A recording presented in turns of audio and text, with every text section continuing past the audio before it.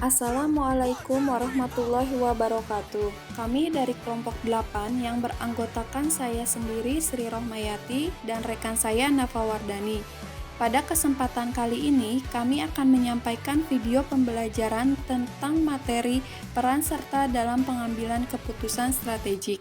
Peran serta dalam pengambilan keputusan strategik. Pengertian keputusan strategik adalah keputusan untuk menjawab tantangan dan perubahan lingkungan dan biasanya bersifat jangka panjang. Keputusan ini diambil oleh manajemen atas keputusan strategik mengandung karakteristik khusus yang membedakan keputusan strategik dengan keputusan yang lainnya. Itu ada konsep peran serta. Keinginan untuk berperan serta menurut Alsborg tahun 1976 didorong oleh kebutuhan akan kekuasaan, ingin memperoleh pengakuan dan hasrat untuk bergantung pada orang lain, tetapi juga sebaliknya sebagai tempat orang bergantung. Manusia ingin berperan serta karena ingin dipandang sebagai milik dari suatu kelompok.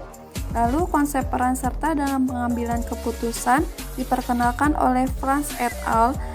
Tahun 1960 ketika mengatakan bahwa peran serta menunjukkan suatu proses antara dua atau lebih pihak yang mempengaruhi satu terhadap yang lainnya dalam membuat keputusan, rencana, dan kebijakan. Dengan demikian, maksud peran serta adalah mempertemukan kepentingan yang berbeda dalam suatu proses pengambilan keputusan tanpa mempertahankan sifat dan pentingnya keputusan itu. Selanjutnya ada jenis peran serta dalam proses pengambilan keputusan strategik. Yang pertama, peran serta hadir dalam suatu pertemuan. Mengenai jenis peran serta ini akan melibatkan dua kelompok berperan serta, yaitu kelompok atas manajemen eksekutif dan kelompok eselon bawah yang terpilih. Yang kedua, peran serta pengambilan bagian di luar pertemuan. Mengenai jenis peran serta ini akan melibatkan hampir setiap orang, mulai dari awal proses sampai implementasinya. Selanjutnya ada keuntungan peran serta. Yang pertama, menurut Saskin tahun 1976, semakin banyak peran serta berarti semakin banyak informasi yang masuk sehingga kualitas keputusan itu lebih baik. Bukan saja kualitas keputusan yang semakin baik, tapi kemampuan organisasi menyelesaikan masalah juga lebih mudah. Dan yang kedua ada menurut Abrahamson tahun 1977, peran serta orang lain dalam proses pengambilan keputusan organisasi berarti mengurangi kekuasaan secara relatif dari pejabat eksekutif, tetapi sekaligus menciptakan suatu jalan menuju ke demokratisasi dalam organisasi dan dengan sendirinya juga dalam masyarakat.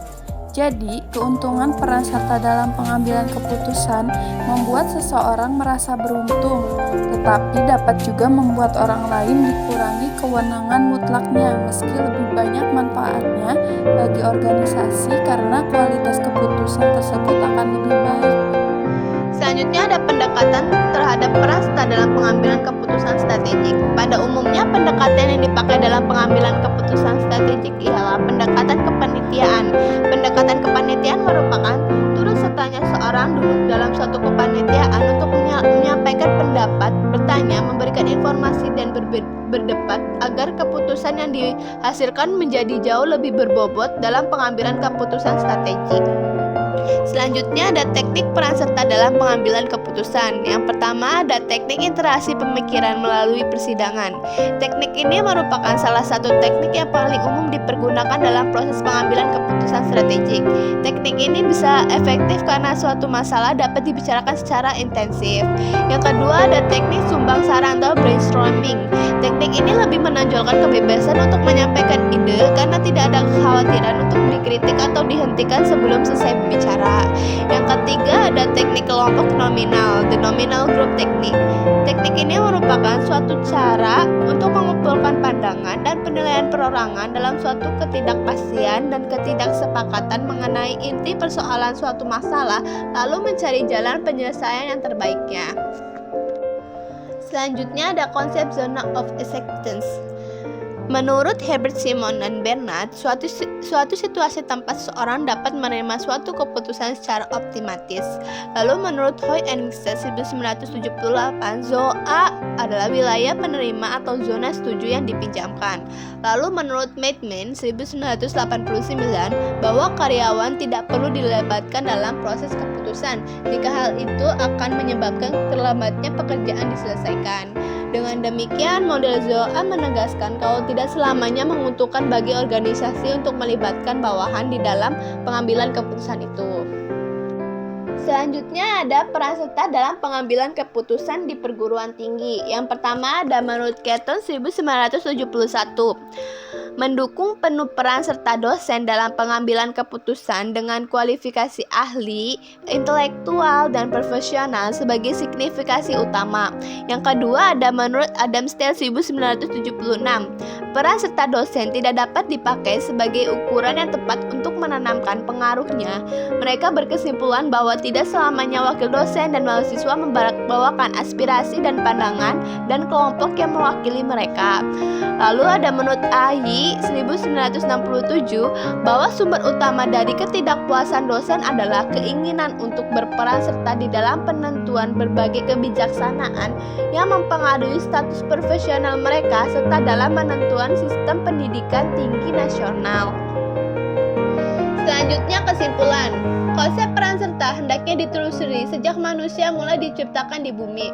Oleh karena itu hakikat kehidupan manusia adalah zon politikon. Maka keinginan manusia untuk berperan serta dalam pengambilan keputusan itu sangat tinggi. Maksud peran serta adalah mempertemukan kepentingan yang berbeda dalam suatu proses pengambilan keputusan tanpa mempertahankan sifat dan pentingnya keputusan itu. Peran serta tidaklah mutlak menghadirkan seorang pada proses keputusan, tetapi lebih tertuju pada proses komunikasi tak terputus antara top eksekutif dan para pelaksana keputusan melalui arus informasi yang akurat. Peran serta juga tidak boleh dihapuskan sama sekali, atau sedikit sekali peluangnya diberikan untuk berperan serta. Sebab itu akan mengurangi motivasi karyawannya.